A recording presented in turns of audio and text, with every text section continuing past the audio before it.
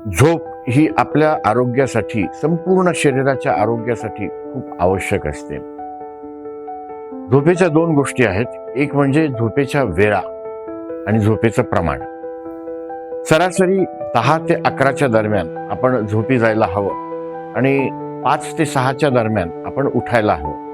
म्हणजे सरासरी 6 ते 8 तास झोप आवश्यक असते. काही लोकांना 6 तास पुरेशी असते, काही लोकांना 8 तास लागते. पण पुरेशी झोप ही आपल्या शरीराला खूप आवश्यक असते.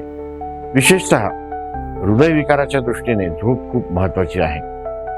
आपण जेव्हा झोपतो तेव्हा दिवसभर आपल्या शरीराची जी झीज झालेली असते ती भरून काढली जाते. आपल्या शरीरामध्ये काही रासायनिक बदल होतात. काही संप्रेरक म्हणजे हार्मोन्स यांचं एक बायोलॉजिकल क्लॉक असतं की त्यांच्या घड्याळाप्रमाणे त्या हार्मोन्सचा स्त्राव वाढतो किंवा कमी होतो. आणि त्याच्यामुळे झोपेमध्ये कधी रक्तदाब कमी होतो, रक्ताच्या चिकटपणाचं, रक्तातले जे घटक असतात त्यांच्या चिकटपणाचं प्रमाण कमी होतं.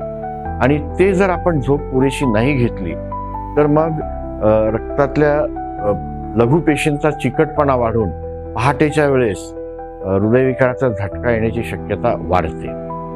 त्याचबरोबर झोपेचा दर्जा सुद्धा महत्वाचा आहे.